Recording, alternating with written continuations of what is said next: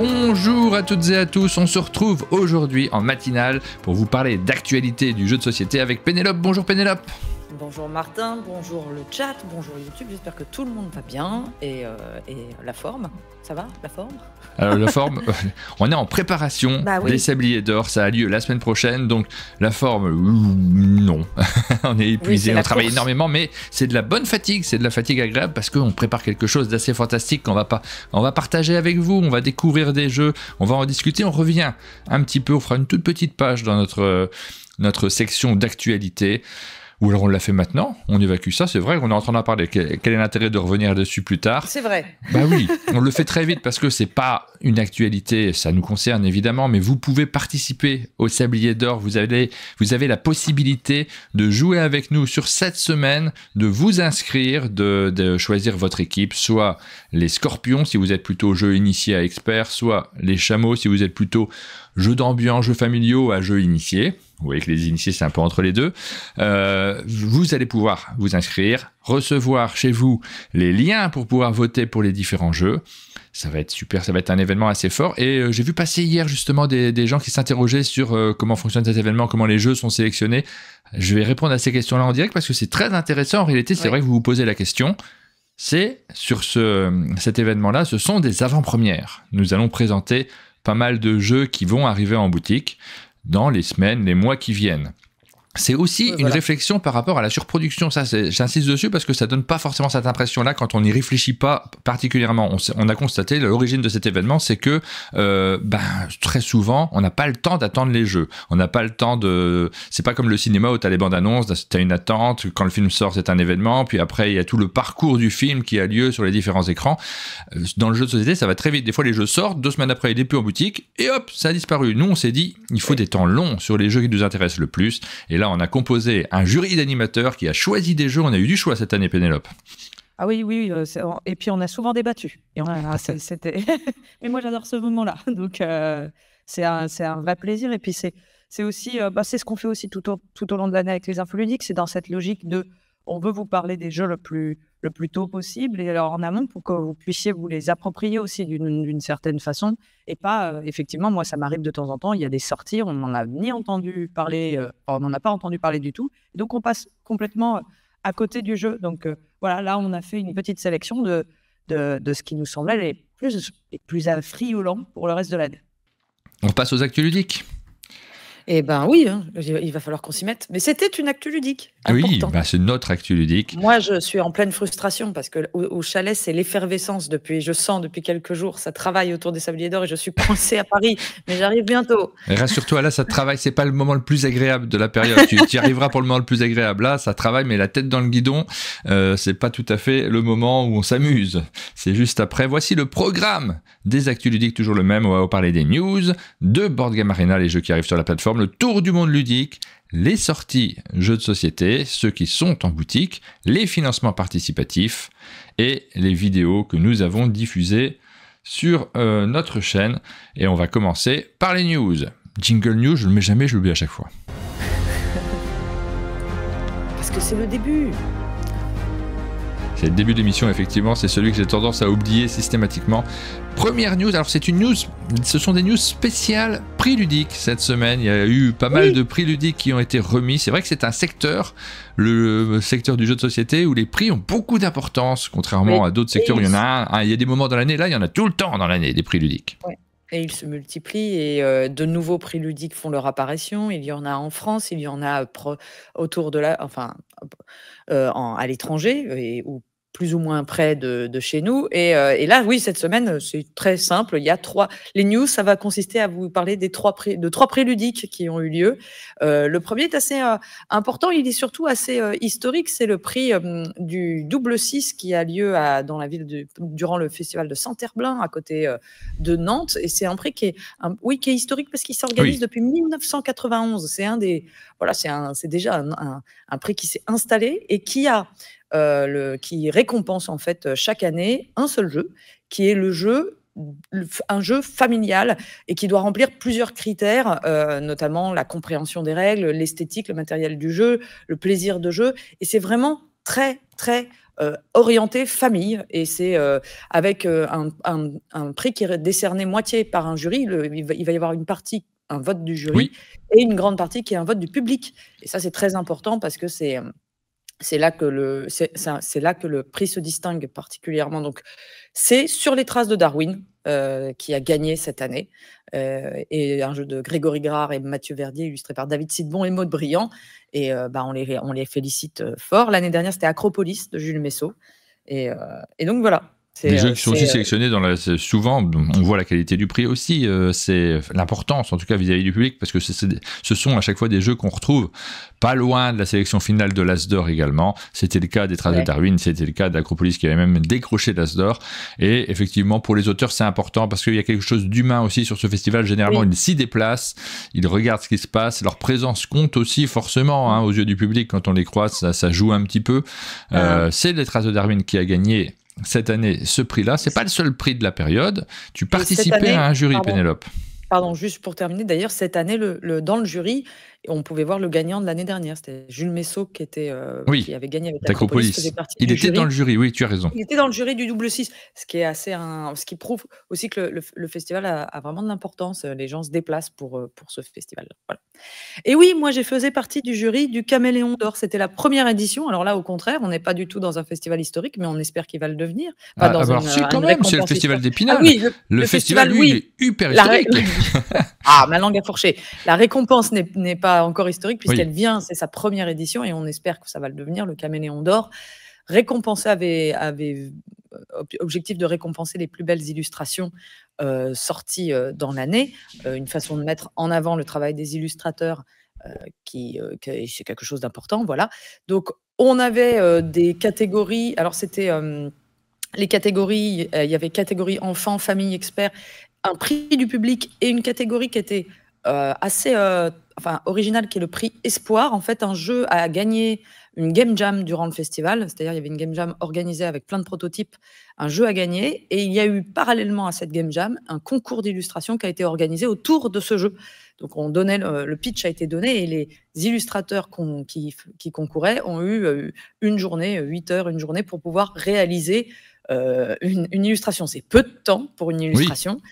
Mais c'était vraiment très, très intéressant. Là, on a dû délibérer le soir même du samedi pour le lendemain du dimanche, le lendemain de dimanche, et faire gagner. Donc, on avait 15 dessins donc de jeunes espoirs et c'était vraiment assez chouette à faire en direct la nuit. On a dû délibérer parce que, bien sûr, les résultats sont arrivés assez tard. Donc, pour les prix, le prix du jury, ça a été en catégorie enfant, ça a été Le Grand Méchant Monstre, illustré par Rémi Leblond et chez Banquise Éditions. Le catégorie famille, ça a été Perspective. Alors j'ai préparé mes vignettes, mais j'ai loupé la vignette du Grand Méchant Monstre. Bizarre, je la trouve pas alors que je l'avais enregistrée. Donc juste à l'oral, Le Grand Méchant Monstre, catégorie enfant. Je vous montre les autres, par contre, je les ai. Hop, voilà. Perspective. Illustré par Julien Ricot, qui s'inspire des affiches des années 60-70 de Saul Bass, et donc avec un vrai parti pris graphique. Et les affiches de Saul Bass, c'était les affiches de Hitchcock, etc. Donc il y a un vrai lien avec le contenu, ce que le jeu promet d'offrir comme expérience. Le jeu qui a gagné la catégorie expert, c'est la Familia.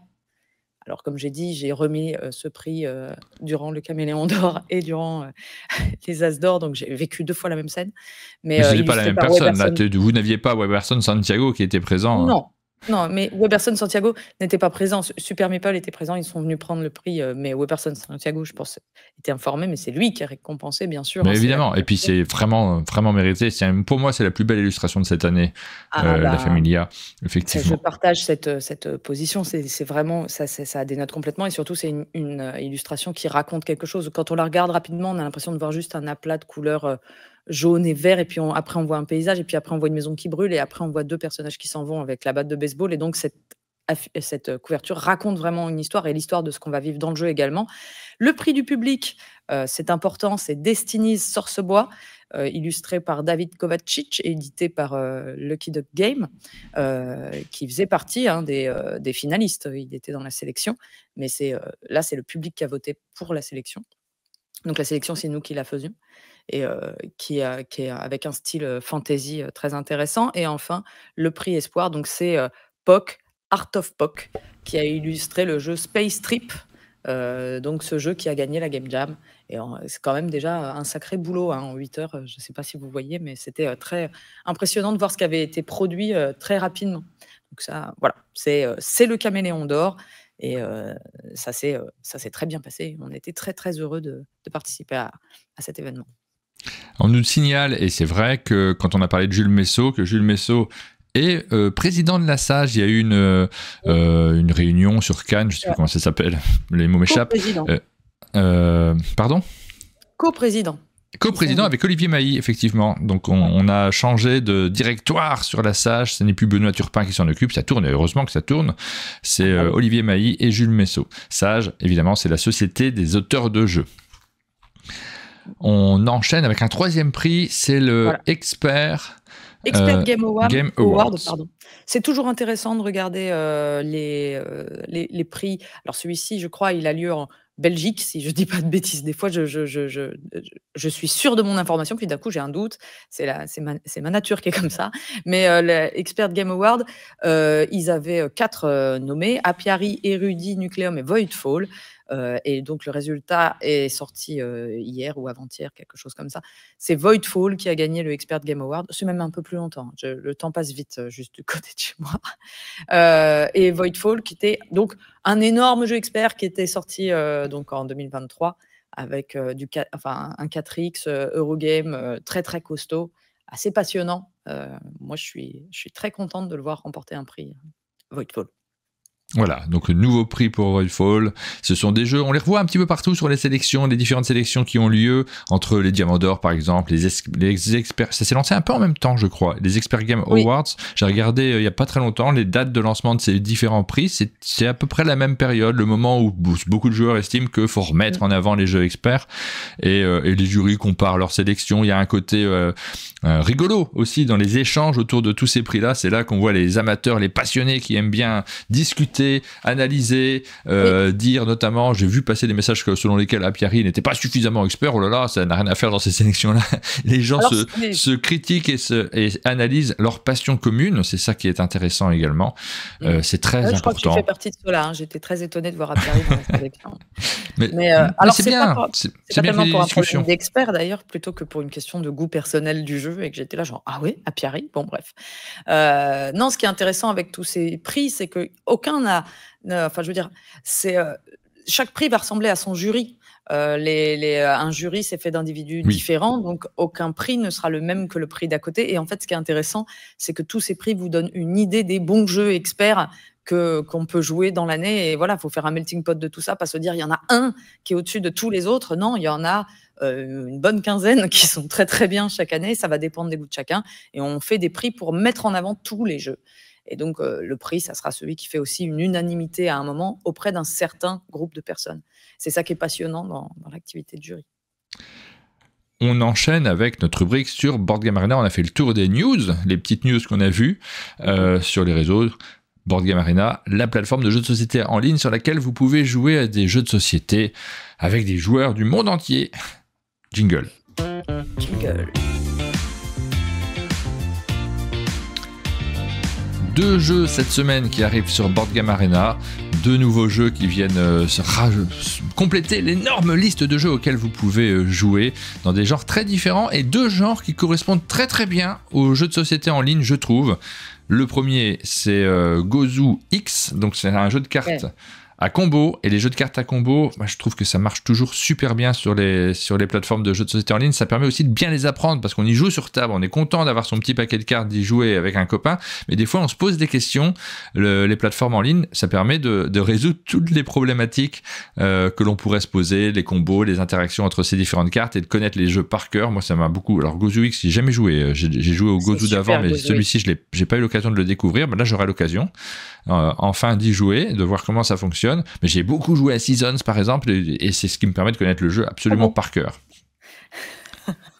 Ah ouais, c'est vraiment excellent Gozu X. Je dis souvent que c'est le jeu d'affrontement que les Eurogamers aiment bien, parce que c'est pas de l'affrontement direct, c'est de la construction de tableaux, et c'est très très malin.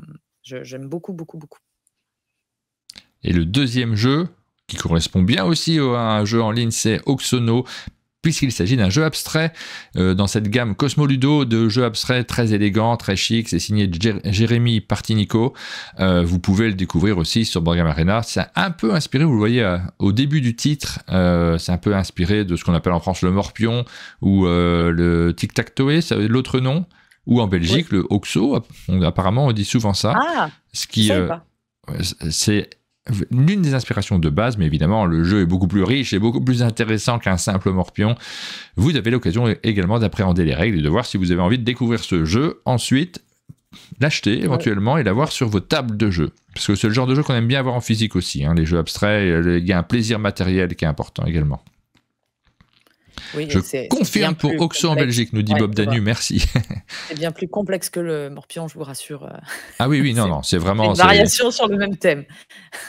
Moi, j'ai beaucoup aimé, mais j'ai pas d'expertise sur ce genre de jeu. Je suis pas un expert de jeux abstraits. On confirme tous Oxo. Oui, moi non plus, je suis pas du tout... c'est pas du tout mon créneau. Je crois que c'est très, très apprécié. Je peux juste juger visuellement, c'est très beau. Il y a une très belle ligne éditoriale chez Cosmoludo, mais à part ça, moi, ça ne me fait aucun effet, les jeux abstraits. C'est affreux, hein, c'est vraiment, je les regarde et je me dis, ah oui, j'ai pas du tout envie d'y jouer. Mais il y a un vrai public pour ça, donc là, c'est vraiment fait pour soi ou pas. Moi, j'aime vraiment bien les jeux abstraits, j'aime vraiment bien les découvrir, j'aime bien comprendre les règles, voir comment ça fonctionne, être émerveillé aussi par les nouvelles idées que les auteurs ont. J'ai beaucoup apprécié Yoxi de Jérémy Partinico juste avant chez le même éditeur. J'ai beaucoup apprécié Oxono. Là où je dis que je suis pas vraiment un bon juge pour voir la qualité des jeux, c'est que je ne suis pas capable, je suis pas suffisamment intelligent pour analyser la profondeur de ces jeux-là et savoir si vraiment, celui-ci il se démarque des autres, tu vois. C'est ça. J'ai mon plaisir de joueur casual. Mais c'est déjà très bien en réalité. C'est très bien d'être joueur casual de ce type de jeu. Miroslav Dragan qui nous précise que c'était une blague en Belgique car c'était aussi une marque de bouillon en cube, Oxo, et je trouve ça assez rigolo. Ça me dit quelque chose. Ouais. On enchaîne avec les jeux que tu as aperçus, qui vont arriver dans les mois qui viennent, les semaines qui viennent dans les boutiques, les annonces de prochaines sorties. Ouais. Évidemment, jingle tour du monde. Jingle tour du monde.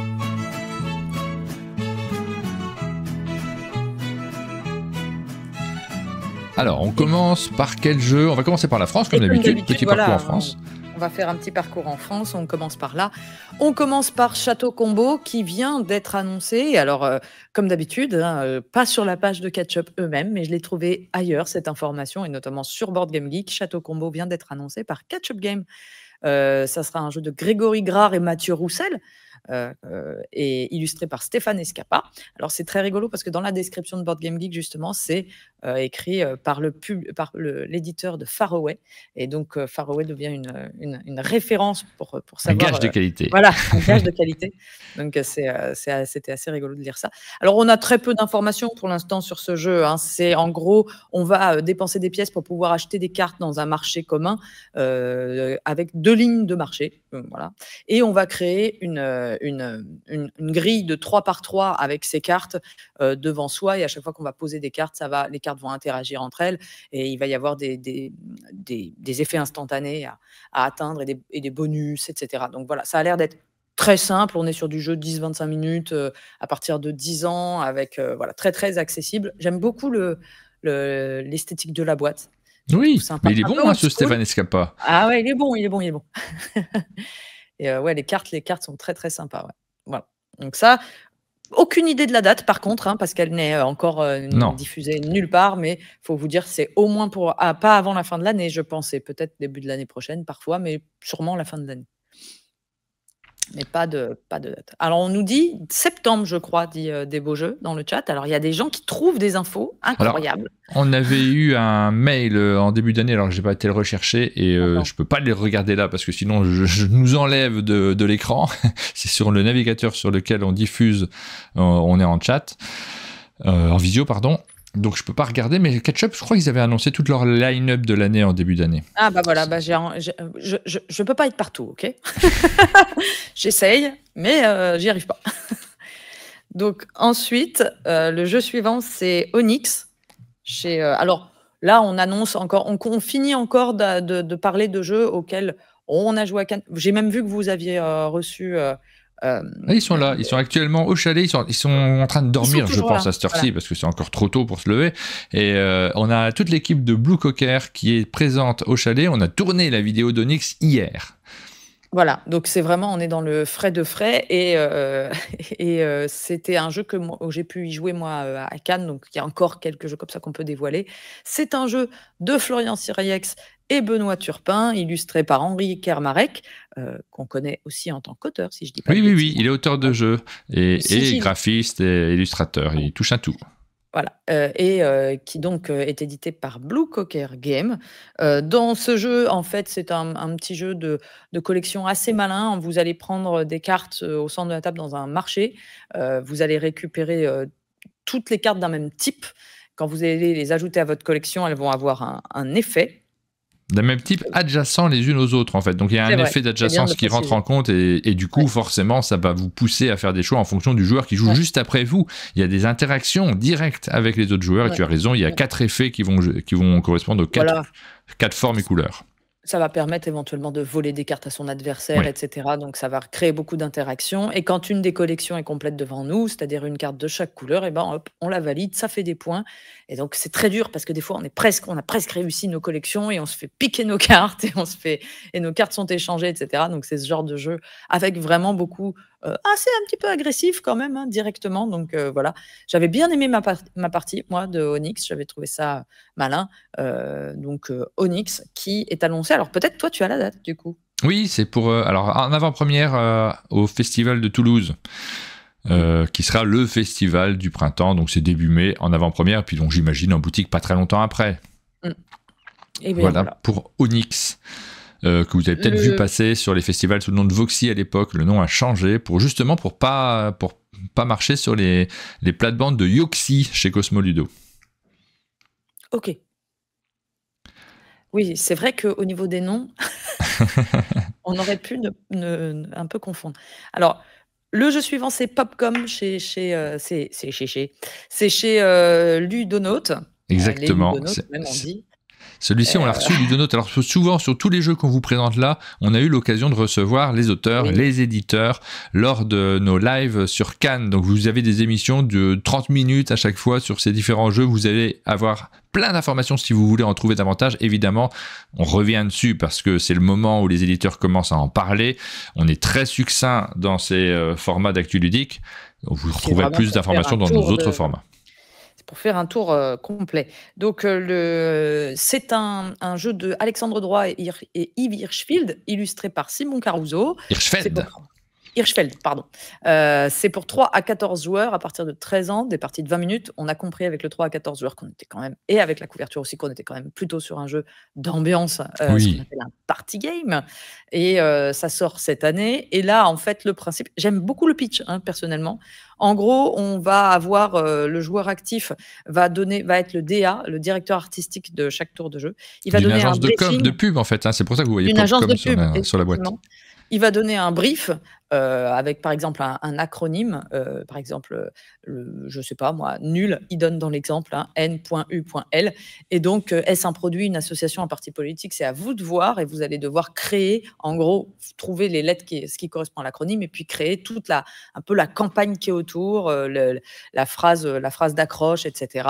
C'est effectivement un jeu sur la com. C'est complètement méta, en fait, hein, ce genre de jeu. Je pense que tous les CM ludiques vont avoir envie de prendre Popcom. Mais ben, moi, je trouve ça très rigolo.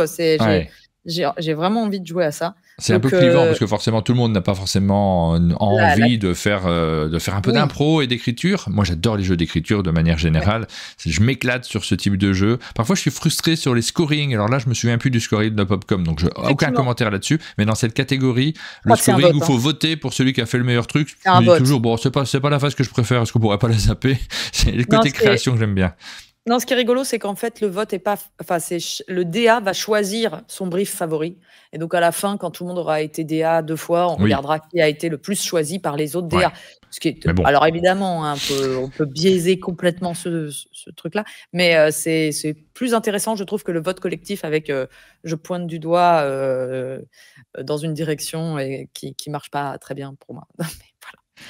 Popcom. Et le jeu suivant, il fait partie des Sabliers d'Or. Des Sabliers d'Or.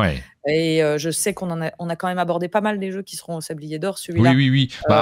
On en parle quand même. On a un petit peu plus de succès là-dessus parce que vous aurez l'occasion de le découvrir plus en détail la semaine prochaine. Mais on suit en fait dans cette rubrique l'actualité des éditeurs qui se décident, qui disent à un moment, bon, c'est le moment où je commence à en parler. Et on l'a dit en introduction de cette émission. Pour nous, c'est important de parler des jeux en amont de leur sortie, c'est important de les mettre à l'honneur, c'est important de les accompagner pour tout simplement que ce ne soit pas des étoiles filantes quand ils méritent d'avoir plus d'attention. Celui-ci, Stickers, c'est un jeu de cartes ultra simple, ultra familial à la base, mais qui va vous amener un petit twist qui est vraiment original.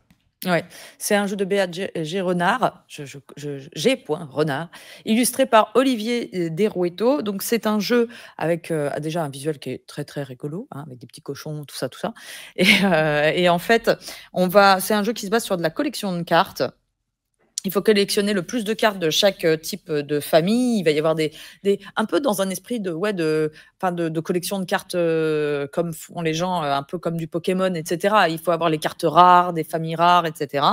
Mais c'est pas du tout, c'est un jeu méta à ce niveau-là, on va dire. Et par contre, c'est un jeu évolutif, c'est-à-dire que chaque partie va apporter son petit lot de règles. Et je crois, dis-moi si je dis une bêtise, mais je crois qu'il y a des autocollants dedans. Alors, c'est le titre du jeu. Ah oui, je vois que tu es très perspicace, Pénélope. Oui, il y a des autocollants dedans, il y a des boosters dedans. En fait, indépendamment de la mécanique de jeu qui est vraiment très simple, puisqu'on essaie d'avoir des majorités sur des zones on essaie surtout, d'avoir des cartes devant soi qui valent le plus de points possible. Et vous voyez ici sur la zone numéro 3, qui est indiqué 3, que vous allez donner de la valeur à aux différentes cartes, aux différentes couleurs de cartes, et que dans la zone 2, donc les cartes qui sont posées devant vous, en fonction du nombre de cartes que vous avez dans chaque couleur, vous marquerez plus ou moins de points en fin de partie. C'est simple, hein, on va monter les cartes, les descendre, il y a des effets, il y a des pouvoirs qui sont associés, c'est vraiment accessible, ça va jouer avec tout le monde. Mais dans la boîte là qui est juste derrière, qu'est-ce qu'on trouve? Des boosters. On va ouvrir des boosters en cours de partie. Il y a un côté évolutif, et dans ces boosters il y a des autocollants que vous allez placer, il n'y a pas que ça, hein, il y a des surprises que vous allez placer sur vos cartes et qui du coup vont leur donner plus de valeur pour les parties suivantes. Ça change pas toute la mécanique de jeu parce qu'on veut pas tout changer toute la mécanique, mais par contre ça permet de rajouter un effet waouh qui fonctionne particulièrement bien quand on joue à ce genre de jeu aussi en famille, mais entre adultes aussi. Moi, ça fait longtemps que j'ai pas collé des gommettes sur mon cahier d'écolier, et donc je suis très très content de pouvoir jouer avec ce genre de mécanique. C'est pour ça qu'on l'a sélectionné pour les Sabliers d'Or. Geeklet dans le chat qui dit la même chose en jeu expert, je veux. C'est vrai, ça fait quelques jeux des fois qu'on voit passer. Il y a certains jeux comme ça, familiaux ou initiés, qui apportent des mécaniques qui font baver les joueurs experts en mode ah mais j'adore, mais je voudrais juste que ça soit dans un thème un peu plus et un peu plus aussi élaboré au niveau peut-être de la difficulté. Et parfois on est un peu privé, donc nous on a des jeux sérieux. Et on passe au tour du monde. Alors, le tour du monde, on passe à l'étranger, plus exactement, avec quelques jeux. Comment on fait là cette fois-ci? On démarre par les USA? Ouais, j'en ai supprimé un parce que quand je l'ai regardé hier, je me suis dit non, c'est peut-être pas la peine et comme on en a un en plus, on va gagner un petit peu de temps. Un tour du monde, là, bien complet. On va aller dans plein d'endroits. J'adore quand ça fait ça. Donc, on commence par les USA, par une nouvelle qui a fait trembler le monde ludique parce que c'est un jeu que beaucoup de joueurs adorent, qui a ses aficionados. En tout cas, autour de moi, il y a des vrais fans. Mage Knight, qui est un des jeux, un des premiers jeux moi, que j'avais acheté aussi. Mage Knight, qui est un gros jeu de Vladas Vatil, dans lequel on part en exploration, on va affronter des dragons. On est aussi avec une idée de deck building, d'XP de son personnage et de faire progresser son personnage. C'est vraiment passionnant comme jeu. Ils viennent d'annoncer une extension, The Apocalypse Dragoon, de Vladas Vatil et Phil Petitfer, parce que c'est lui qui se charge de l'extension. C'est pas marqué sur la boîte d'ailleurs. C'est rigolo. Et c'est marqué sur Board Game Geek. Et il va y avoir un nouveau héros qui s'appelle Coral, qui va vouloir se venger du culte de l'Apocalypse, de nouveaux ennemis, dont les 4 cavaliers de l'Apocalypse et le dragon de l'Apocalypse, des nouvelles tuiles, des nouveaux lieux, une nouvelle campagne, etc. Donc c'est une grosse extension. Et donc ça, vraiment, c'est premier sur la Hotness BGG. Hein, c'est pour ça que je dis que oui, il est attendu avec impatience. c'est vraiment attendu avec impatience. Moi, je suis ultra contente aussi. J'ai vraiment hâte de mettre la main dessus. J'avais pas été si fan moi, de la partie que j'avais faite. Après, tu sais, c'est vieux, j'ai pas joué tant que ça, et peut-être l'heure à jouer, la configuration, j'en sais rien. Il faudrait que je me remette sur Mage Knight. Vlaada Chvátil, c'est un auteur dont on parle trop peu parce qu'il sort pas énormément de jeux comparativement à Rainer Knizia qu'on cite toutes les semaines ou à Matthew Dunstan. Mais par contre, c'est un auteur qui est assez exceptionnel dans les types de jeux différents qu'il fait. Moi, ça m'a toujours fasciné. Tu sais, t'as des auteurs qui font, à un moment, Rainer Knizia faisait que du jeu d'enchères. Voilà. Après, il est passé au Roll and White et il y a d'autres choses qui sont arrivées. Mais Vlaada Chvátil, il sortait un jeu de dessin, puis le jeu suivant, c'était Codenames, un jeu d'association de mots, puis le jeu suivant, c'était un jeu dans une catégorie différente comme Galaxy Trucker. Donc, des styles qui n'ont rien à voir. On a l'impression que j'ai dit, tiens, j'ai pas fait de jeu dans cette catégorie, je vais essayer de trouver la meilleure idée possible avec beaucoup de surprises. Bah, quand il a fait Codenames, je crois que c'était suite à une critique qu'on lui avait fait, mais toi, tu sais faire que des gros jeux. Et il avait dit, ah oui, je sais faire que des gros jeux. J'ai fait Codenames. Alors ça, c'est des légendes urbaines, mais c'est vrai qu'il est incroyable dans la variété de ses choix et dans son innovation, parce que tous ces jeux sont très innovants, proposent des choses qui sont après reprises dans d'autres jeux. Et quand on est fan de Vlaada, il faut être patient, parce que là, ça fait longtemps qu'il n'a pas, qu'il a pas sorti un nouveau jeu. Donc, moi, j'espère souvent qu'il y a un nouveau jeu annoncé de Vlaada Chvátil. Bon, là, l'extension Mage Knight, ça permet de se mettre quelque chose sous la dent, mais c'est vraiment un très, très grand auteur. Ouais. On part maintenant au Chili, on va vers le sud. Et on va chez Fireside Games qui vont sortir un jeu de Simone Luciani, un des auteurs qui produit le plus de jeux aussi en ce moment, et Simone Luciani. Bah surtout, il fait des gros jeux. Je sais pas comment il fait pour en faire autant. Mais oui, c'est ça. Moi, à chaque fois, je suis fascinée parce qu'il sort des gros jeux. Alors là, on n'est pas sur un gros jeu. Attention. Ça s'appelle Polaris. C'est illustré par Luna Vargas et c'est Simone Luciani et Andrea Menini. C'est important. Il n'est pas tout seul. C'est publié par Fractal Ruegos. Et on est sur un jeu complètement abstrait. Voilà. Ça, là, on est. Mais en ce moment, il y a plus de diversité dans ce que propose Simone Luciani. On sent qu'il va sur d'autres pistes et il ne fait pas que du gros jeu, justement. Donc là, on est sur un jeu abstrait en co-création. Et donc, on va positionner des cartes étoiles pour créer des constellations pour accomplir les objectifs du jeu. Je pense que ça y est, j'ai tout dit. C'est plutôt assez clair. Il y aura de la majorité, il y aura des connexions, on va devoir gérer sa main de cartes et les seules actions qu'on aura, c'est piocher une carte, jouer une carte ou prendre des étoiles filantes. Alors ça, on saura à quoi ça sert quand on y sera. Mais j'aime bien la couverture et j'aime bien Simone Luciani, donc on a envie de suivre aussi sa production qui n'est pas du jeu expert. C'est à partir de 8 ans pour des parties de 30-50 minutes, donc on sera dans du jeu initié. Et on part ensuite, hop, je regarde, nous partons au Japon. Vraiment, on est descendu, on repart vers le nord, mais on passe par le Pacifique. On retourne pas dans l'autre sens, ça fait un trop gros demi-tour. Et on va aller voir donc au Japon, Gashijo, Four Ninja and the Castle of Treasure, donc 4 ninjas et le château des trésors. Alors ça, c'est un jeu, comme toujours en ce moment avec les jeux asiatiques, ils proposent. On sent qu'il y a des tentatives de proposer des gameplays un peu. La Terre est ronde, demande barricadée dans le chat, ça m'a fait rire, pardon. Donc, qui propose des gameplays et des innovations mécaniques un petit peu, qui cherchent autre chose. Alors là, on voit, je n'arrive pas à savoir si le matériel est définitif parce que avec eux, c'est toujours compliqué. Oui, c'est particulier. Effectivement, on sent que c'est pas du tout la même culture ludique et c'est une culture qui rencontre un énorme succès parce qu'on a parmi les plus grosses ventes en France, c'est souvent des jeux japonais également. Et coréens. Ou des jeux sur le Japon, parce que les Français copient le thème quand ils ne peuvent pas copier les mécaniques. Alors, c'est un jeu de chasse au trésor et de collection. Des ninjas sont envoyés au château avec une mission spéciale, c'est de récupérer le plus de trésors, de cristaux, etc. Et donc, pour terminer la mission, on va créer des chemins pour ces ninjas avec les feuilles transparentes. Parce que si on regarde bien le plateau, là, en fait, il y a une feuille transparente. Eh oui.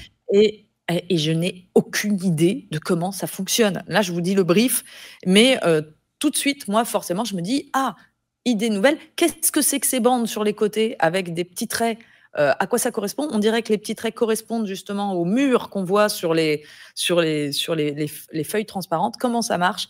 Là, moi, ça me rend très, très curieuse, donc je vais suivre le développement de ce jeu, enfin la sortie de ce jeu et peut-être aller regarder des parties et si possible, y jouer à Essen si jamais il est jouable, mais moi, ça me rend toujours très curieuse.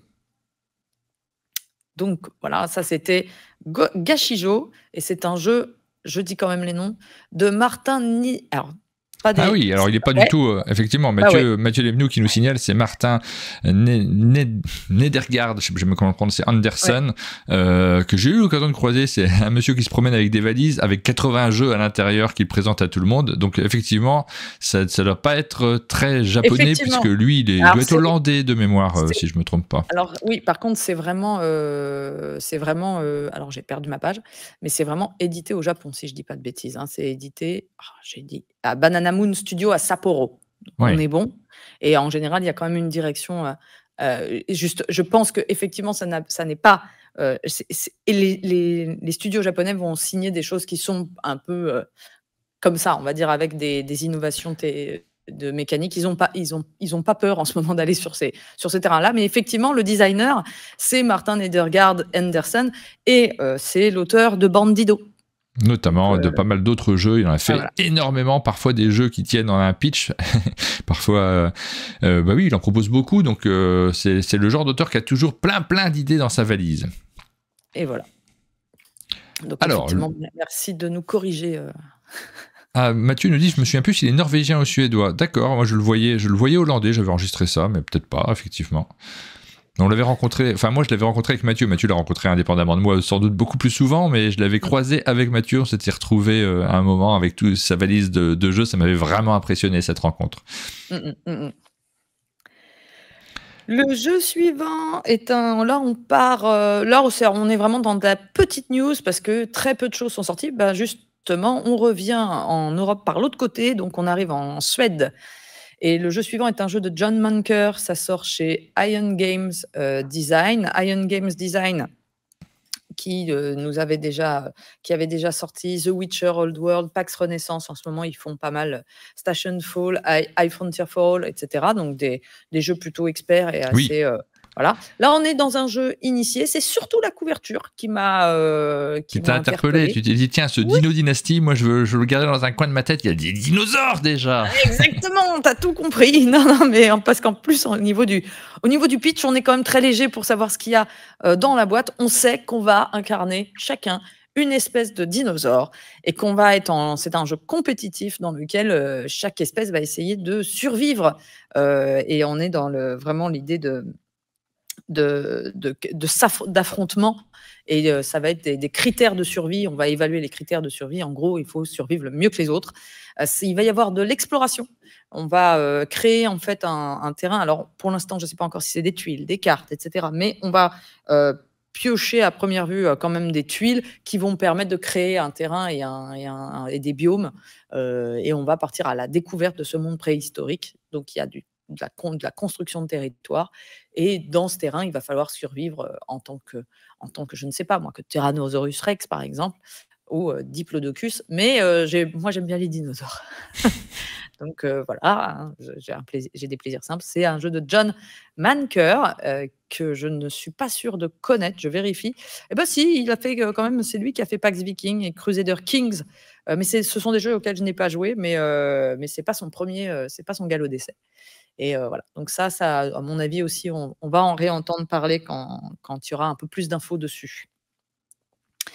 Le jeu suivant, on part en Italie sur un thème alors, je trouve que là, on est parfaitement dans le thème. Alors, c'est des jeux qu'on voit en ce moment, ça s'appelle Timeless Journeys, de Italian Grand Tour. Et vraiment, j'ai l'impression que souvent, régulièrement en ce moment, quand je pitch un jeu, je dis c'est un jeu dans lequel vous allez vous promener, faire la visite d'un endroit et vous allez devoir ramener des souvenirs pour remplir des objectifs. C'est exactement ça. Par contre, les auteurs, vous les connaissez quand même bien. C'est Nestore Mangione, qui est l'auteur un des auteurs de Darwin's Journey, de Newton, donc vraiment des excellents jeux. Et avec Andrea Robiani, qui à première vue réalise là son premier jeu. C'est illustré par Laura Guglielmo et édité par Lirius Games. On est donc en Italie et la couverture, c'est Florence, on le reconnaît bien. Donc ça se situe au 19e siècle. Au 19e siècle, c'était une habitude des gens de la haute, on va dire, hein, de faire des voyages initiatiques qui permettaient de découvrir le monde, d'apprendre sur le terrain, d'avoir des échanges. Et on avait cette espèce de grand tour italien qu'on devait faire au 19e siècle. On envoyait les jeunes filles parfois faire ce grand tour italien pour l'éducation. C'était les passages obligés, Rome, Florence, Pompéi, etc. Et donc, il y a des films qui ont traité de ce sujet-là, on le retrouve souvent. Donc là, c'est exactement ce qu'on va faire. On va faire le tour de l'Italie et au fur et à mesure de notre voyage, eh bien, on va devoir, ça sera un jeu de gestion de main, de gestion de ressources, de mouvement et bien sûr de collection, puisqu'on va collectionner des objets et écrire des livres. Ça me fait penser un peu à Encyclopédia dans le même genre d'idée. Et maintenant, il faudra voir comment ça fonctionne. Ça sera toujours différent. Et il y a une partie de deck building dans ce jeu, ça à première vue aussi, je crois. C'est rigolo parce qu'on est en Italie, donc pas très loin de la France quand même. Et c'est rigolo de se dire que c'est pas une généralité évidemment, mais il y a beaucoup plus de jeux un peu experts qui paraissent de l'autre côté des Alpes qu'en France. En France, c'est difficile de trouver des auteurs qui se lancent dans le jeu expert. On a cette tradition finalement maintenant de jeux assez familiaux à initier, très peu de jeux experts. Et du coup, on est toujours très curieux de regarder ce qui va se passer de l'autre côté des Alpes justement. Parce que là, on va trouver ces auteurs qui se lancent dans des jeux qui correspondent à un certain type de joueurs. Oui, c'est ça, c'est vraiment des auteurs d'ailleurs, hein, parce que c'est comme une école. On a eu beaucoup des auteurs allemands et maintenant on a presque une école italienne des auteurs italiens. On les voit, on les retrouve et ils sont sur plein de fronts et parfois ils font des jeux ensemble et parfois ils se divisent et ils trouvent de nouveaux auteurs et ils créent encore plus de jeux experts. Voilà, donc en Espagne aussi, hein, il y en a un petit peu du jeu expert. En Espagne, au Portugal, en Italie, mais effectivement en France. Courage aux auteurs qui font encore du jeu expert en France, mais c'est vrai qu'ils sont plus rares. Voilà. Et on va, moi j'avais un dernier jeu, et après tu en as un que tu as rajouté à la liste, mais on va aller en Espagne justement pour Concilium Urbis. Alors celui-là a un visuel assez aguicheur aussi. C'est un jeu de Jorge Gibarroso et Jesus Fuentes, illustré par Amelia Sales. Et publié chez Pero Loco Games. Donc vraiment, on a fait un grand tour aujourd'hui. J'ai bien allé un peu partout. Je trouve ça sympa. Et c'est un jeu, donc on est dans un futur où, ça me rappelle un peu Dune dans l'esprit. Hein. On est dans un futur où l'exploitation des mines de Crystallium Celestia, donc une ressource particulière, c'est devenu le cœur des vies. Quoi. Tout tourne autour de ça, comme l'or actuellement, on va dire. Et 6 royaumes ont colonisé la planète, une planète où cette ressource est très riche, et se battent pour cette ressource. Donc vraiment, on est dans Dune avec l'épice, hein, on n'est pas loin. Et le concilium, c'est le concilium de ces 6 planètes qui se retrouvent et qui règlent les lois qui gouvernent cette planète. Donc ce jeu est un city building, donc un jeu de construction de cité, et on va, en gros, au début d'un tour, on va choisir des cartes lois, c'est ça que le concilium incarne, on va choisir des cartes lois, c'est-à-dire des conditions de scoring durant le tour qui vont être votées entre les joueurs. Et ensuite, une fois qu'on a fait ça, on va construire, et là j'aime bien, il y a une mécanique que je trouve assez intéressante. C'est-à-dire qu'on va tirer 4 tuiles d'un sac, et je crois que tout le jeu se fait de façon simultanée, donc ça va être assez dynamique. On va tirer 4 tuiles, on va le diviser en 2 tas, et on va les donner à nos voisins. C'est-à-dire que nous, on ne va quasiment rien choisir. Enfin, si, mais iSplit, vous choisissez, mais vraiment, on donne les 2 aux voisins. Et les voisins vont vous donner 2. Vous allez recevoir de vos propres voisins, du coup, 2 tas, et vous allez choisir un de ces 2 tas pour construire votre cité. Alors du coup, ce qui est assez marrant, c'est qu'on se dit, on essaye de faire vraiment les associations les pires, quoi, puisqu'on les donne à ses voisins, et il va falloir s'adapter à ce qu'on reçoit et faire avec le mieux possible. Moi, ça, c'est quelque chose qui m'attire pas mal. C'est tout simple, c'est un petit twist qu'on a commencé un petit peu à voir dans un The Great Split, mais là, j'aime un peu plus peut-être ce que propose le jeu, et donc on posera les tuiles, on construira sa ville, on fera du scoring, etc. Je vous laisse découvrir ça plus en avant quand on y sera, mais celui-là me tape un peu dans l'œil. Voilà, on a parlé de ce jeu-là, on parle de ces jeux, on les connaît pas forcément à l'avance, mais ça permet justement d'avoir notre cerveau qui reconnaîtra le titre du jeu, la Concellium Urbis, au moment où il ressortira, en disant « Ah, j'en ai déjà entendu parler », justement, toujours dans cet esprit, on présente beaucoup de jeux, beaucoup plus que ceux qui vont rentrer dans nos ludothèques, mais justement dans cet esprit, pouvoir choisir davantage, d'avoir une meilleure idée de ce qui nous intéresse, et puis de donner du temps au jeu. C'est ce qu'on essaie de faire à chaque fois. Le dernier jeu dont on parle aujourd'hui, c'est Natera New Beginning.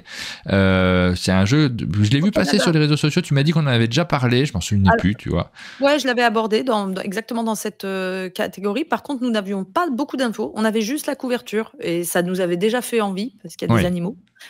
Je suis en train de la rechercher là, je la vois plus. Allez, la voici, hop, pouf. Éric Fougueret, Hugo Tremblay-Ledoux chez Horizon Game. Exactement. Et donc ce jeu-là, je l'ai vu passer sur les réseaux sociaux, puis je me suis dit, mais qu'est-ce que c'est que ce jeu? J'en ai pas entendu parler. Et surtout, ça va arriver en version française, puisque ce sont des auteurs québécois qui sont dessus. J'ai envoyé un petit mot à l'éditeur en lui disant, moi je suis curieux, n'hésite pas à m'informer, à me dire ce que vous faites, quel est le principe de ce jeu. Donc c'est une petite équipe qui travaille directement, tous ensemble. C'est vraiment éditeur, auteurs, ils font tout en interne pour sortir ce premier jeu de cette nouvelle maison d'édition Horizon Game, c'est ça? Oui. Et il s'agit, alors il m'a dit le jeu a été testé plus de 500 fois, tant mieux, hein, ça c'est pas des informations que je demande particulièrement, mais on est content de savoir que les jeux sont testés avant de sortir. Donc très solide au niveau gameplay, il le range dans la catégorie Euro mi-lourd. Et la mécanique principale, c'est du placement d'agents et du management de main. Et il m'a cité quelques jeux auxquels il pensait. Alors prenez-le avec des pincettes parce que là c'est une conversation qu'on a eue à deux pour discuter un peu de ce qui les a motivés, le type de jeu qu'il apprécie également. Mais ça peut donner, je le cite quand même parce que ça peut donner une indication si pour vous qui êtes joueurs et qui avez des références, ce sont des amateurs notamment de Terraforming Mars et de Dune Imperium et ils ont essayé de développer quelque chose qui rentre dans cette catégorie-là. Oh là là. Voilà pour les références. Ça ne veut pas dire que c'est le même jeu du tout, hein, c'est pas ce que je suis en train de vous dire. Non. Donc moi ça m'a tapé dans l'œil, la couverture m'a tapé dans l'œil, je l'ai trouvé très chouette et du coup forcément je me suis dit tiens, on va le mettre un petit peu en avance dans cette matinale, mais surtout je vais essayer de me tenir au courant au fur et à mesure du temps de l'évolution de ce jeu, puis on verra bien si ça nous correspond. On en avait effectivement complètement parlé il y a quelques mois. Je crois même, hein. Ça devait faire 3-4 mois que j'avais et effectivement la couverture était très, très attirante.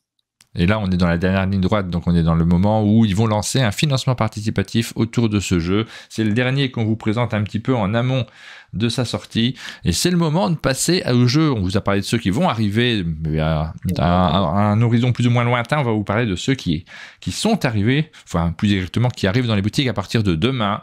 C'est le moment des sorties. J'espère qu'il y a un jingle parce qu'on s'est vraiment arrêté de parler. Sinon, c'est un long blanc. Non. C'est un gros blanc. C'est le blanc du jingle. Exactement. On se retrouve pour vous parler des sorties, des jeux qui arrivent dans vos boutiques, les sorties du 15 mars. Comme d'habitude, je vous montre les visuels. On va commencer. Donc, le premier jeu, c'est Aoi. Moi, j'ai pas joué à Aoi. C'est le nouveau jeu qui sort chez Matago, qui est signé par Kyle Ferrin et qui est illustré par Kyle Ferrin ou Ferrin, je sais pas comment on le prononce, mais que l'illustrateur qu'on connaît bien, notamment sur Route. Donc ça nous donne une ambiance. C'est aussi un jeu asymétrique. Donc on est dans cette catégorie-là et c'est signé par Greg Lorin Albright. Oui, c'est présenté comme un Route allégé en fait, mais dans un univers maritime. Moi, il me fait hyper envie. Déjà, visuellement, je le trouve super.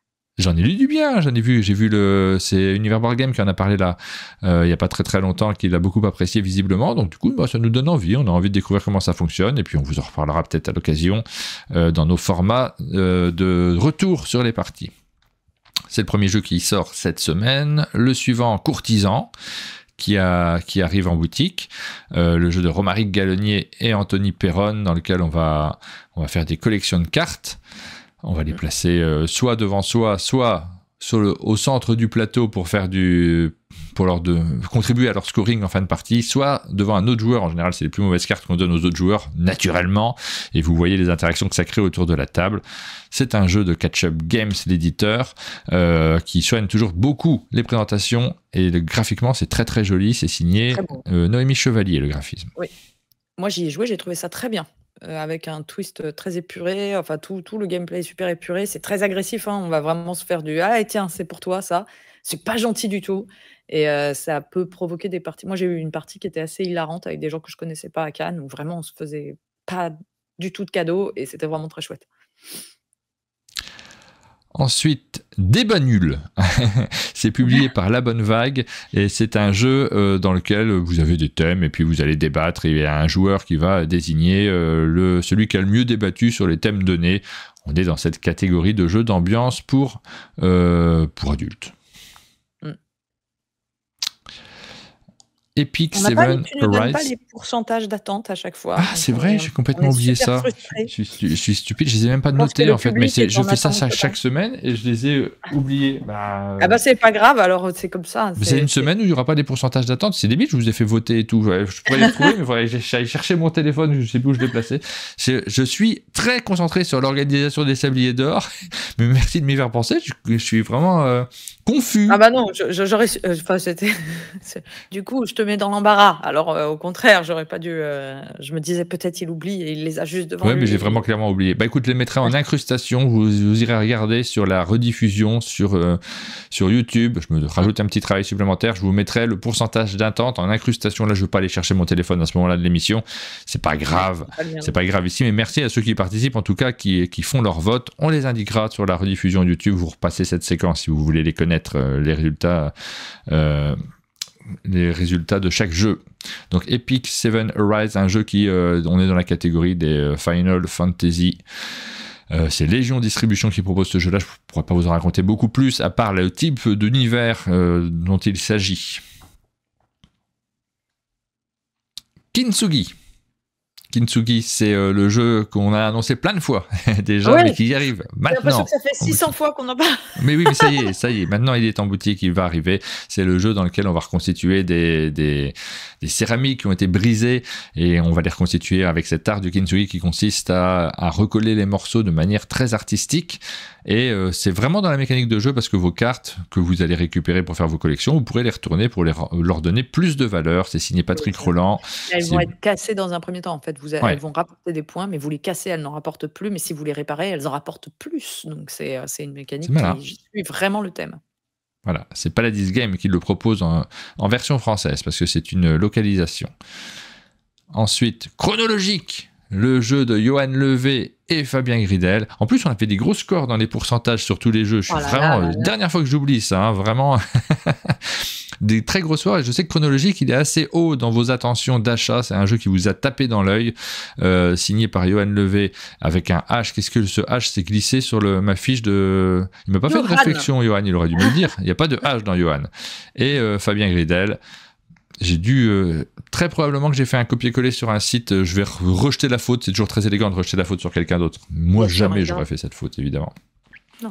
Un jeu de déduction dans lequel vous avez des petits scénarios et des petits scénarios qui vont changer la façon de déduire également, donc c'est hyper malin, vraiment, c'est vrai qu'on les deux auteurs qui sont les auteurs de Turing Machine ont... fait pas mal de jeux de déduction ces derniers temps et on a tendance à dire j'ai déjà plein de jeux de déduction, ça suffit, mais alors celui-ci est vraiment particulier dans ces scénarios qui sont à l'intérieur de la boîte qui vont vous amener, on a fait une vidéo dessus, donc allez voir notamment la fin de vidéo où Johan explique les différentes pistes vers lesquelles vous allez aller avec des formats qui sont très différents à chaque fois. C'est vraiment le jeu qu'on peut offrir aux gens qui étaient fans de Cluedo mais qui ne savaient pas que Cluedo n'était pas un jeu. Et là on a un vrai Cluedo de déduction de qui, quand, comment, où, voilà. Ouais, mais avec aussi c'est des retournements de situation dans les scénarios. Vous verrez que c'est très très varié. Le Monde de Reterra, un jeu d'Eric Lang et Ken Gruhl qui est publié par Hasbro. Alors celui-ci je ne le connais pas particulièrement, donc je ne vais pas pouvoir rentrer davantage dans les détails. J'ai pas eu l'occasion d'y jouer. On en a parlé plusieurs fois dans le Tour du Monde. On en avait parlé une fois. Et celui-là, j'aimerais bien y jouer. Ouais. Moi, j'aimerais bien y jouer aussi. Il m'a donné envie, mais comme j'ai pas joué, je vais pas pouvoir vous en dire beaucoup plus. Voilà. Parfois, c'est court. Order Overload. C'est un jeu de mémorisation coopératif. Il va falloir se souvenir. Vous êtes dans la peau un serveur dans un café où on vous fait une liste de commandes, vous êtes sur ces fameuses tables où il y a 12 personnes et ils vous demandent tous plein de trucs avec des particularités. Moi, je veux un café avec de la chantilly en plus. Moi, je le veux le même, mais sans la chantilly et sans le café. Enfin bref, plein d'indications qui sont parfois difficiles à retenir. Et là, vous n'avez pas de papier pour retenir ces indications. Vous dites ok, c'est bon. D'ailleurs, les clients sont impressionnés. Ils se disent mais il a vraiment tout retenu. Comment ils font? Et évidemment, quand vous revenez, c'est pas du tout la bonne commande. Il y a un peu de ça parce que il va falloir essayer de se souvenir de la liste de tout le monde et on risque de pédaler dans la semoule, de se tromper un peu. C'est rigolo, c'est vraiment astucieux. Ça a l'air extrêmement dur. Ouais, il faut aimer la mémorisation. L'exercice a l'air vraiment difficile. Ouais. Bah, quand ça reste une découverte, moi j'aime bien ce genre de jeu. Quand ça devient un exercice où on essaye d'être les meilleurs et où les gens deviennent sérieux d'un seul coup en disant allez, on fait le meilleur score, là j'aime plus du tout ce genre de jeu. Moi ça m'amuse beaucoup moins. Mais il y a vraiment.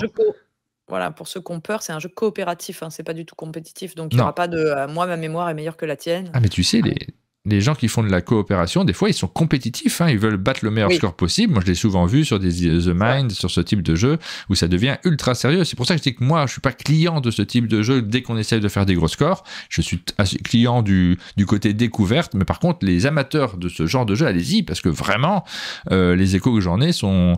Enfin, les copains qui aiment ce genre de jeu, ils sont fous là-dessus. L'île au Forban, c'est le nouveau jeu de Stéphane Anctil, publié par Aurora. On est toujours sur du jeu, alors pas d'enquête cette fois-ci, c'est plutôt du jeu dont vous êtes le héros. C'est vraiment du click, comment on appelle cette catégorie? Point and click. Point and click.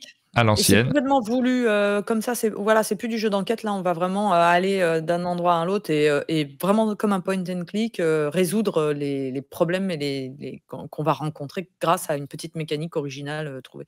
Moi, j'aime beaucoup, beaucoup le travail graphique en pixels qui a été fait dessus. C'est un vrai artiste. Alors là, son nom ne me revient pas, mais il est noté. Oui, je l'ai pas trouvé. J'ai cherché, j'ai pas trouvé. Si.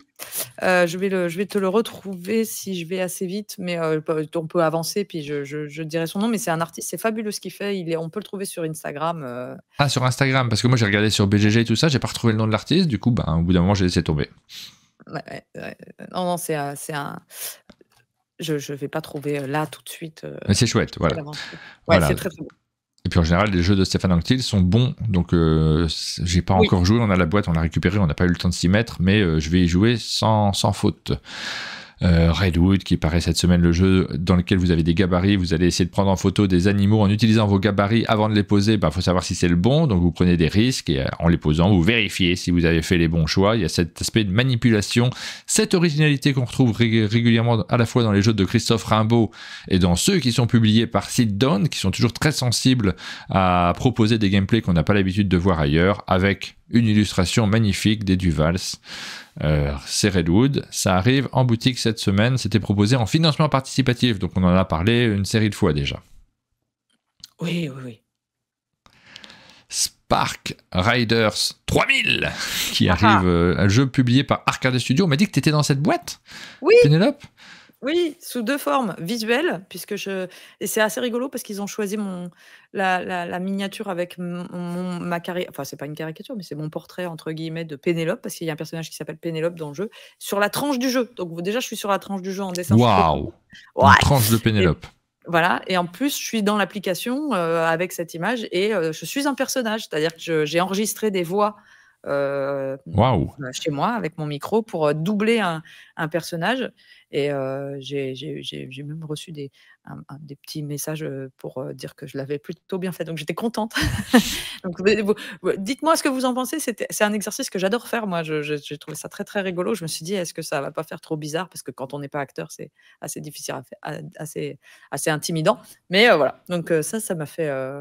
Ça m'a fait rigoler de faire ça. Mais on est plusieurs à l'avoir fait. Hein. Je crois qu'il y a Moussino aussi. On est plusieurs influenceurs, médias ludiques et personnalités du monde du jeu qui ont été appelés pour avoir leur visage et tout ça. Moi, je connais pas du tout ce jeu. C'est Arcade Studio, donc en général, il y a un côté hybride qui est intéressant dans les jeux qu'ils proposent.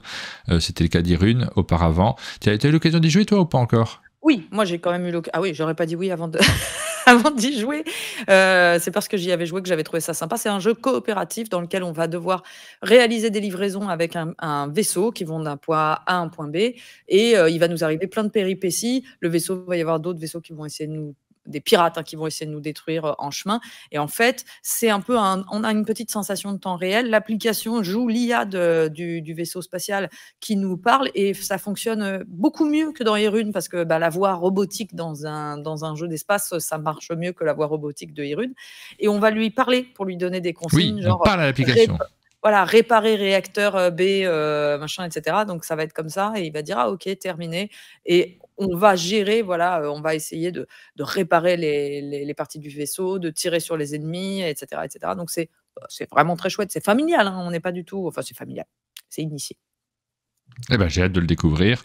Tanuki, c'est un jeu qui paraît également chez Synapse Games en ce moment, de Cole Smith. Alors, je n'ai pas joué non plus, donc pour l'instant, je ne peux pas vous en parler beaucoup plus en détail. On a hâte de le découvrir comme tous les jeux qu'on vous présente aujourd'hui, et puis de pouvoir vous en dire davantage sur ce jeu. Je regarde si c'est le dernier. C'était le dernier. On a fini avec les sorties de la semaine. On va enchaîner avec la rubrique des financements participatifs, donc des jeux qui arriveront beaucoup plus tard, mais que vous pouvez financer à partir de maintenant. C'était le générique, là. Ah, c'est le générique, rassure-toi. Ah, non, mais c'est parce qu'à chaque fois, il y a un petit blanc, alors moi je me dis, c'est plus, je ne sais pas. Et on va les faire, maintenant j'ai rajouté à chaque fois le nombre de contributeurs, je trouve que c'est un bon indice de hype pour savoir si vous ratez quelque chose ou pas, et que, oh là là, mais s'il y a autant de gens qui sont dessus, c'est que c'est peut-être très important. Inventeur du Tigre du Sud, alors je vais pas être trop longue dessus, parce que, en fait, nous en avions parlé, je crois même la semaine dernière, parce que en fait le jeu a été annoncé, mais j'oublie tout le temps que c'est un jeu qui est en fait en financement participatif, donc on en a déjà un petit peu parlé. C'est sur Kickstarter, c'est le 3e volet de la trilogie Tigre du Sud, le dernier volet de cette trilogie, donc toujours chez Garfield Games. C'est un jeu toujours de SJ McDonald's et Shem Phillips, illustré par The Miko pour 1 à 4 joueurs, des parties de 2 heures minimum, à partir de 12 ans. Ça se termine le 28 mars. C'est un jeu vraiment très expert. Je dis ça parce que les 2 derniers, j'y ai joué. J'ai trouvé que les 2 étaient très, très fourmillants d'iconos. Et là, on voit que c'est encore le cas. Je ne vais pas mentir, c'est pas tout à fait moi la cible de ce genre de jeu expert-là. Je trouve qu'il y en a trop. Pas qu'il y en a trop en complexité. On peut avoir des jeux très, très complexes. Mais là, on a l'impression qu'il n'y a plus un espace du terrain qui n'est pas recouvert d'une icône. Et ça rend la lisibilité générale difficile. C'est dommage parce qu'il y a toujours des mécaniques intéressantes dans ces jeux-là. Notamment là, on voit sur le côté gauche une partie de manipulation de dés. En fait, on va jouer des dés. D'ailleurs, ces 3 jeux de cette trilogie jouent beaucoup avec les dés et le placement de dés. Et donc, on va avoir des dés qu'on va gérer selon un petit tableau où les valeurs de dés vont être modifiées en fonction de là où ils se situent dans ce tableau. On va pouvoir les faire monter dans ce tableau, etc. Et avec ces dés, qu'est-ce qu'on va faire ? On va choisir des actions. Il y a toute une histoire plus complexe au niveau du plateau joueur que je ne vais pas décrire parce que c'est très compliqué et là, ça nous prendrait beaucoup trop de temps. Mais pour vous donner une idée générale, dans ce jeu-là, on va utiliser les dés pour aller faire des actions différentes et notamment, on va inventer des inventions, construire ces inventions, tester ces inventions et publier ces inventions. C'est les 4 grandes actions qui sont en train de vous montrer là. Ça tourne autour de ce thème-là. On est toujours dans le califat abbasside, je crois, au 8e, 9e siècle. Et ça fait partie de cette histoire très riche. On a eu le premier, c'était les explorateurs. On a eu les étudiants. Voilà. Et là, on a les inventeurs. Et donc, on va fabriquer des inventions. Ça, c'est la partie qui me ferait presque envie. Mais j'ai un peu peur. Je suis un peu terrorisée. J'ai vraiment eu du mal avec aussi bien Érudit qu'avec Explorateur Voyageur du Tigre du Sud, alors que j'ai quand même envie d'essayer parce que j'ai adoré la trilogie précédente et j'aimerais retrouver un petit peu l'épure de la trilogie précédente. Et il y a toujours des bonnes idées. C'est pas des mauvais jeux du tout, et je connais plein de gens qui en sont vraiment fans. Mais si vous aimez l'épure, c'est pas vraiment le cas ici. Au niveau du pledge, c'est entre 42 et 137 € pour le all-in. C'est livré en décembre 2024 et ça se termine là le 28 mars avec des frais de port à 15 € et vous rajoutez à ça les taxes, etc. Et j'ai fait le tour. Ouais, cette gamme-là, c'est les aficionados qui vont suivre quoi qu'ils arrivent. Moi, j'ai beaucoup de retard sur cette gamme. Je suis pas du tout à jour. Et j'avoue que tu m'as pas donné envie sur le côté complexe du jeu en lui-même. Ouais, Alors, je le suis projet désolée, suivant. j'ai pas forcément envie de le casser, hein, c'est pas du tout Non, non, ça non, mon mais c'est idée, pas, c'est c'est pas la vraiment question. On que présente les jeux, évidemment, pour les publics qui sont concernés et qui sont intéressés. Le jeu j'ai suivant, aimé les 2 trilogies précédentes. il est Le proposé en jeu version française, je crois. Oui, il est proposé en version française, plus précisément, j'ai perdu mon petit tableau que j'avais mis de côté. Il est proposé en version française par Lucky Duck Game.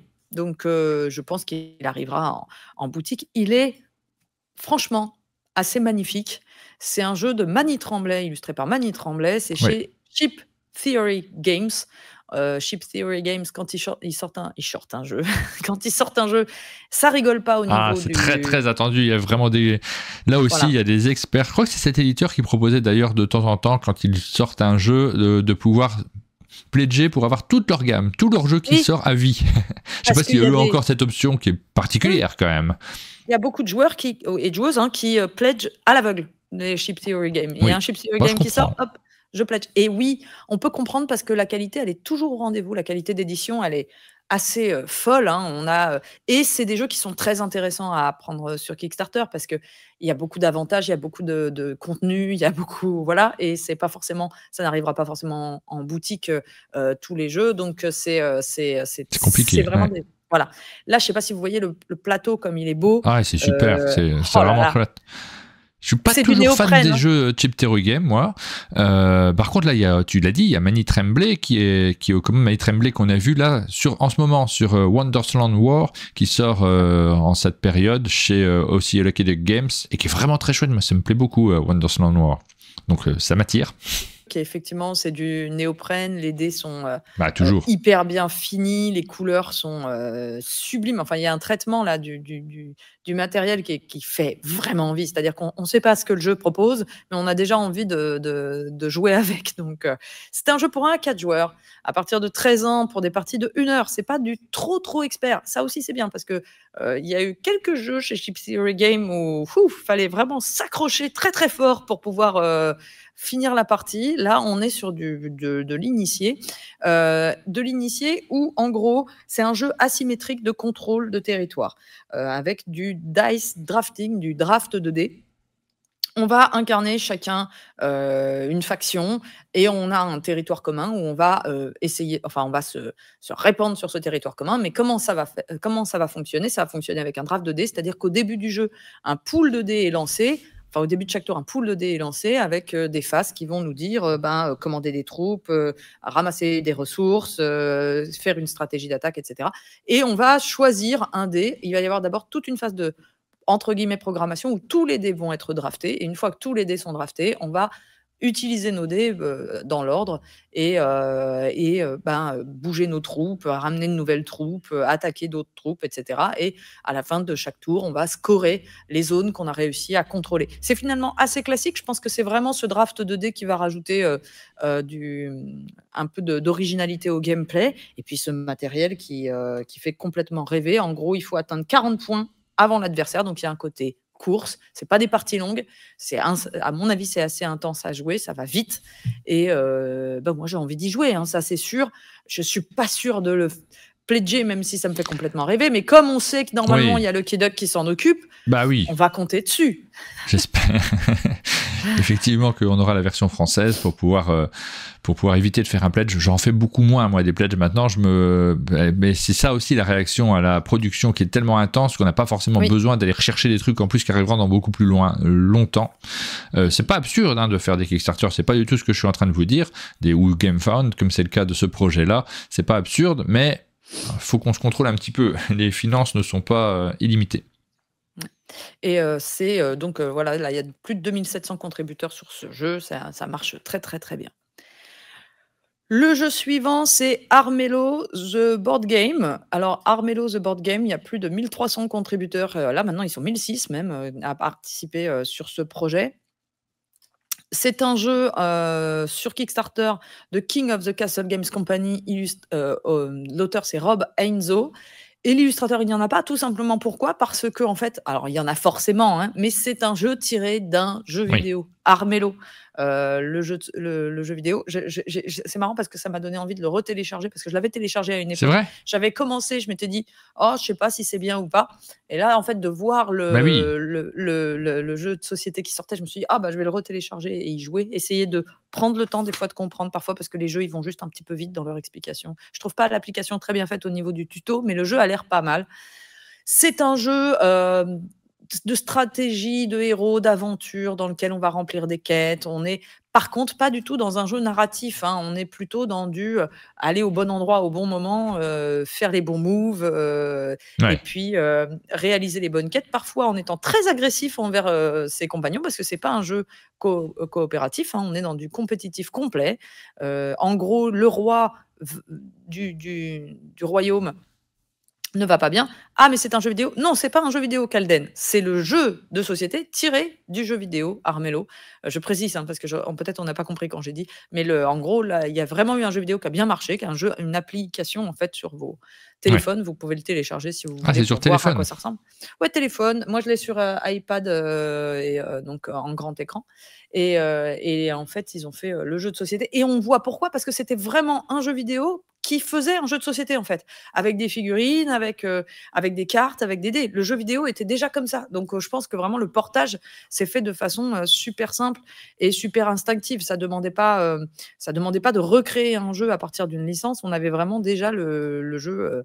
Le jeu était presque, je pense, est presque complètement à l'image de ce qu'il est dans le jeu vidéo. Et donc, on a comme ça un terrain avec des tuiles hexagonales, le château au milieu avec le roi. Le roi, en gros, il est devenu trop tyrannique et il va pas bien et il va falloir le remplacer. Et on est 4 héros qui vont être en compétition pour remplacer le roi. Et en fait, on gagne du prestige au fur et à mesure de nos quêtes. On se bat pour améliorer nos personnages. Et quand on se sent suffisamment costaud, qu'on a 40 points de prestige, on peut aller affronter le roi au centre de son château. Sinon, si on arrive à 70 points de prestige, on gagne la partie immédiatement. Donc le jeu va se jouer entre des cartes et de la gestion de main et des déplacements et aller sur tel endroit avec telle condition pour pouvoir gagner tant de points de prestige, etc. Et bien sûr des combats qui sont menés avec des dés. J'aime assez le type de combat, c'est assez simple. On va avoir plein de dés, on va pouvoir peut-être même en gagner au fur et à mesure de la partie. Les phases de dés donnent des réussites ou des échecs et les cartes vont modifier, les cartes d'équipement vont modifier ces tirages de dés, vont nous donner plus de boucliers, plus d'épées, etc. Et donc, on va essayer d'être le meilleur, tout simplement. Moi, c'est vraiment drôle parce que j'étais pas du tout... voilà, je me serais peut-être pas retournée sur ce jeu de prime abord. Et en fait, là, de voir qu'en plus, c'est un vrai jeu expert. Ils n'ont pas fait un jeu léger, ultra Ah oui, familial. ouais. Le jeu dure 120, 160 minutes. Je ne sais pas si c'est réaliste le temps qui est donné sur BGG, mais ça, voilà, c'est pour 2-4 joueurs à partir de 13 ans. Et donc, on est plutôt sur du jeu expert. À voir comment ça se passe réellement. Et j'ai allé voir plus de vidéos pour se renseigner dessus. La date de fin, c'est le 5 avril. 73 € pour le jeu de base, 138 € pour le pledge complet, avec malheureusement 27 € de frais de port. Donc, je suis pas sûre de le pledger. Par contre, ça m'a donné envie de retélécharger l'application et de repartir pour réessayer Armello. Ça sera livré en avril 2025. Voilà. Bon, c'est pas ce qui m'attire le plus, moi, comme type de jeu. A priori, je suis rarement attiré, notamment par les adaptations de jeux vidéo en jeu de société. Je suis plutôt, comme tu l'as dit au tout départ, bon, c'est peut-être bien en jeu vidéo, je vais peut-être regarder du coup. Mais ouais, c'est bon. ça. En tout cas, pas à l'aveugle, ça c'est certain. Je suis assez d'accord sur le côté, ça donne surtout envie. Et alors, le dernier, on va le faire rapidement, c'est Flashpoint Legacy of Flame. C'est la version... C'est une gamme, hein. Flashpoint, ça existe Oui. depuis un petit moment maintenant. Il me semble qu'il y avait un jeu en 2011 qui était sorti, voire peut-être même avant. Je suis en train de regarder là en même temps. 2011, on a eu Flashpoint Fire Rescue.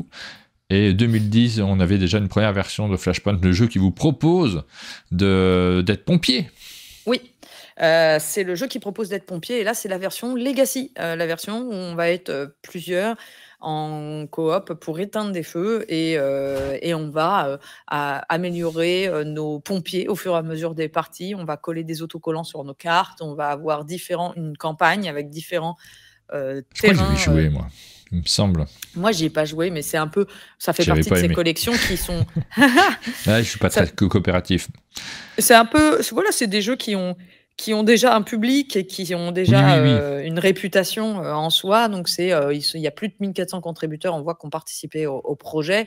C'est des projets aussi peut-être plus américains. C'est des jeux qui ont bien cartonné aux États-Unis. Mais même en France, parce que si j'y ai joué, c'est que les copains, eux, avaient beaucoup apprécié, parce que pour que je Ouais. me lance sur un jeu coopératif, il faudra déjà qu'il me soit fort conseillé.